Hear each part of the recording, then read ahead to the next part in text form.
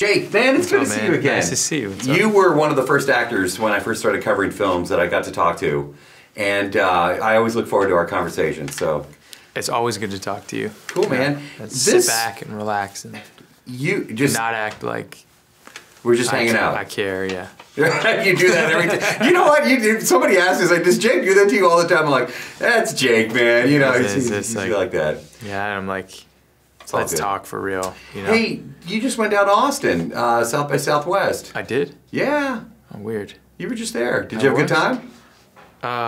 No, yeah, I did. I know you were there. So I know I was there too. I know I was there too. Did you have fun? Yeah, always. Austin is such a great city. And like my best friend from childhood lives there, and then like 3 or 4 of my other really good friends live there, so every time I'm in Austin I get to see them. So I was there for the movie, yeah, but I was really that was an excuse to chill with my friends, so it was a great time. How emotional was this character to play for you? Not initially very emotional, to be honest. I mean, he's a pretty apathetic guy through the first half of the movie. You know, it's not really a lot of big feelings coming out or anything. I think he suffers this sort of odd trauma and then doesn't really even know how he feels or if he even feels. I think there's a numbness. And then for me, I think the most emotional thing was kind of pulling back on that, even as an actor, where you're like, oh, I want to just emote, you know, that's my job, right?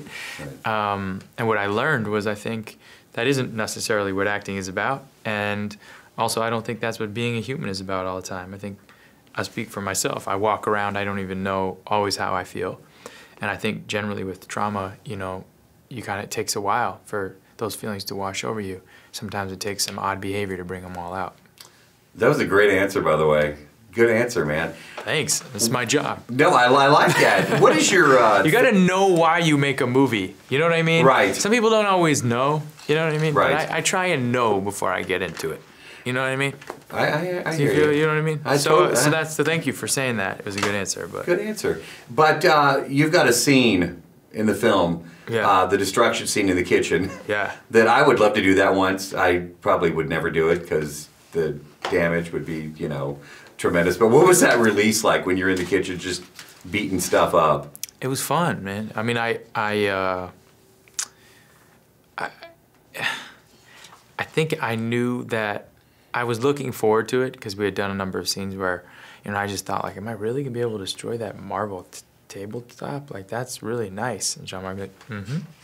You know, and when we finally did do it, it feels like, you know, that 3 or 4-year-old kid in you that always sort of like destroys, you build it and then you destroy it, you know, and you get some satisfaction out of it.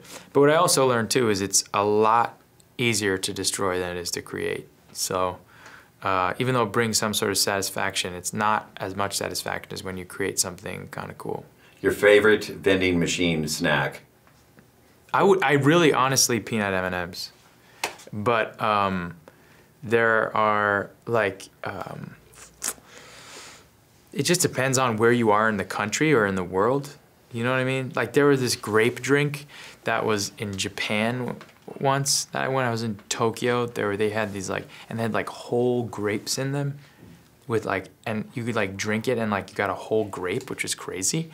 I'm gonna say that like which will probably never happen again, is like my dreams of the greatness of my favorite thing from a vending machine. But in reality, it's peanut M&Ms. So, you know, some weird grape drink with grapes in it or peanut M&Ms is my choice.